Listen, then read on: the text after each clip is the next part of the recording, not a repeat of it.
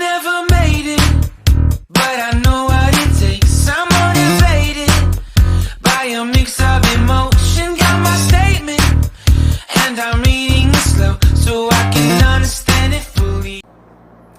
Olá, sétimo ano, boa tarde a todos. E hoje nós vamos dar continuidade, à nossa revisão dos verbos. Revisão dos verbos que nós iniciamos na aula passada, na página 98, e hoje nós vamos dar continuidade na página 99, certo? Os modos verbais. A língua portuguesa, a língua que nós crescemos falando, é uma língua que alguns dizem, que não é uma língua fácil. Mas quando se estuda, a gente vê, as possibilidades que a língua nos traz, que através, dela nós podemos nos expressar de diversas formas. E hoje nós vamos estudar aqui os modos verbais. Quero que vocês prestem atenção aqui em mim. Os modos verbais, quais são eles? Para que eles servem? O que eles indicam?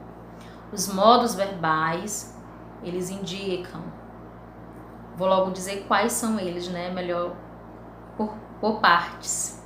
O indicativo, ele indica certeza.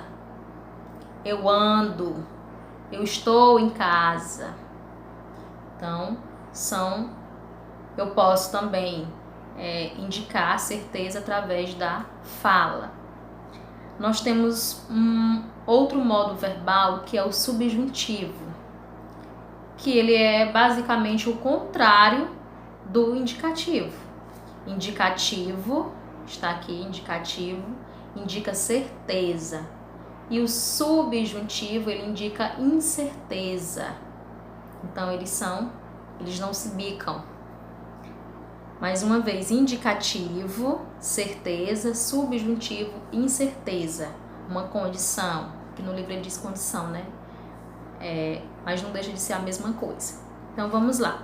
Dependendo dos nossos interesses, quando nos comunicamos, podemos expressar diferentes posicionamentos em nossos enunciados.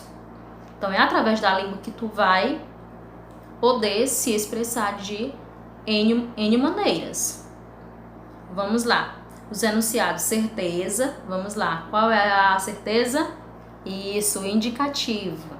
A condição, ou a incerteza, é o subjuntivo. E a ordem é o imperativo, que nós vamos ver esse mais à frente, certo? Então, por enquanto, nós vamos estudar o indicativo e o subjuntivo, certo? O imperativo ele vai ficar para as próximas aulas, para não ficar muito conteúdo em uma só aula, certo? Vamos começar pelo modo indicativo, que indica a certeza. É bom que nós façamos aqui o acompanhamento através do livro, porque é a partir daqui que vocês irão praticar, as atividades, praticar o que aprendeu. Então vamos lá. O modo indicativo ele é utilizado quando se deseja expressar algo que aconteceu. Quando eu digo que aconteceu, passado, que acontece agora, nesse instante presente, ou acontecerá mais à frente, lá no futuro, independentemente das condições. É, portanto, o modo pelo qual expressamos certeza. O indicativo pode ser flexionado da seguinte forma. Então, nós vamos ver aí os exemplos e saber diferenciá-los através, no caso, do modo verbal, do tempo verbal, da cronologia que se é dada através dos verbos. Vamos lá, o presente. O presente é o que se está vivendo no momento. É o que nós estamos acabando, de fazer, de falar, certo? É o que nós estamos, melhor dizendo, é o que nós estamos praticando. Vamos lá. Expressa eventos ou estados que ocorreram no momento em que falamos ou que se estendem a esse momento. São, portanto, eventos ou estados atuais. Então, se é o presente é agora. quando se fala. Então é bem fácil de identificar o modo presente. Aí nós temos os exemplos. Eu gosto de caminhar. É como se eu estivesse caminhando e falando. Eu gosto de caminhar. Quando ele fala, que no exemplo, né, são, no caso, não é esse horário. São 7 horas. Não é 7 horas, viu? São 7 horas. Então eu estou afirmando que são 7 horas nesse exato momento. Não que seja a hora, né, falada, mas que a expressão que a fala indica é presente, certo? Então é muito comum, é muito fácil de vocês conseguirem identificar o presente. É naquele momento do ato da fala, é o presente. Aí nós vamos lá na palavra que a gente falava que era passado. Eu falei que agora é o quê? Que nós vamos apenas inverter os nomes. O que nós chamávamos de passado, nós vamos chamar agora de pretérito. Isso, pretérito, passado, pretérito, é a mesma coisa. Não é errado você falar passado, mas daqui pra frente nós vamos tratar, né, falando sobre pretérito, certo? Aí nós vamos ver aqui o que é o pretérito. O pretérito expressa eventos já ocorridos, que já aconteceram, podendo se processar de 3 maneiras básicas. Ixi, tia, esse aqui é mais difícil. Então, o presente é apenas o presente. Agora, o pretérito, ele tem outras formas de vocês conseguirem identificar, né? São chamadas, vou logo falar, pretérito perfeito, pretérito imperfeito e o pretérito mais que perfeito composto. São esses 3. Nós vamos ver a diferença de cada um. Primeira, nós vamos seguir o exemplo do livro para ficar bem melhor. Ele viajou para o Rio. Vamos colocar aqui dentro do nosso roteiro. Ele viajou para Bacabal. Quando eu digo que ele viajou para Bacabal, eu digo que ele já viajou. Não se sabe, né, o dia certo. Se foi ontem, se foi antes de ontem. Só não posso dizer que ele viajou agora. Senão eu teria que colocar o agora, né?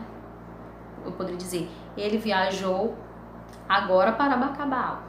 Então seria agora, iria expressar o momento, né, da situação. Mas quando eu digo ele viajou para Bacabal, então ele já viajou, passado. Então esse aqui é o pretérito perfeito, quando a ação foi concluída. Aí nós temos aqui, quando eu digo, vamos utilizar aqui um aluno da sala. Mariana viajava para Bacabal. Quando eu digo que Mariana viajava para Bacabal, esse pretérito aqui é o pretérito imperfeito. Por quê? Porque indica uma ação não concluída. Percebamos. Quando eu digo que Mariana viajava, é uma coisa que ela viajava, que ela poderá não viajar mais ou que ela poderá viajar. Então, aquela ação ela não foi totalmente concluída. Então, percebamos que pretérito perfeito, a ação foi concluída lá no passado e que o pretérito imperfeito, o nome já está dizendo imperfeito, né? Não tem perfeição. Ele não foi totalmente concluído no passado. Quando eu digo Mariana viajava para Bacabal. Então, é uma coisa que ela não foi e parou. Ela poderá retornar, viajar sempre. Então, ela viajava para Bacabal. No caso, a ação não foi concluída, foi imperfeita. Nós chamamos de pretérito imperfeito.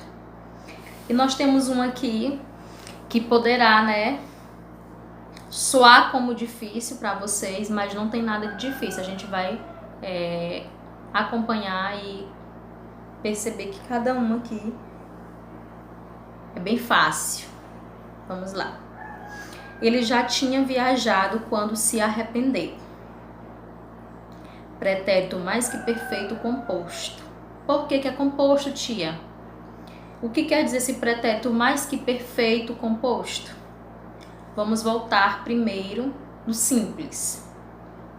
Pretérito mais que perfeito simples. Esse perfeito simples, ele entrou em desuso. Vocês poderão encontrá-lo dentro de livros antigos, literários. Nós temos aqui alguns exemplos, eu não vou ler o parágrafo, mas é bom que vocês leiam para ficar por dentro, né, do conteúdo, por um todo. Quando ele diz lá, essa forma verbal é uma evolução do mais que perfeito simples. Então, o simples ele entrou em desuso, aí veio o composto, certo? A gente vai entender por que era simples e por que ficou composto. E por que o simples entrou em desuso. Desejar, admitir, sentir, fora, comer, amar, abraçar, beijar. Então, dentro das obras literárias antigas, é comum que vocês encontrem essas formas. O pretérito mais que perfeito simples. Ele beijara a mão da moça, ela adormecera. Então, isso dentro da nossa língua atual entrou em desuso. Mas por quê? Porque teve uma evolução do pretérito mais que perfeito simples para o composto. Aí voltemos, na verdade, aqui no exemplo. Ele já tinha viajado quando se arrependeu. Por que é composto? Porque é composto por dois verbos. Tinha, o verbo ter, e viajado, do verbo viajar. Então, eu poderia dizer, ele já viajara quando se arrependeu. Então, eu utilizava apenas uma palavra, por isso que era simples, e passou, né, o tempo, e ele entrou em desuso e veio o pretérito mais que perfeito composto, quando eu utilizo dois verbos para indicar essa ação.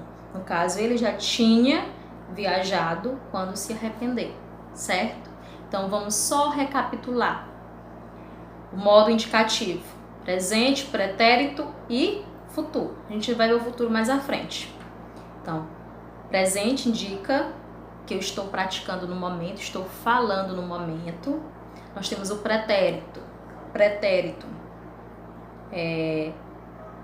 pretérito perfeito, quando a ação foi concluída no passado. Nós temos o pretérito imperfeito, quando a ação ela não foi concluída, ela ainda vai ter, né, etapas ou poderá ter etapas, então ela não foi totalmente concluída.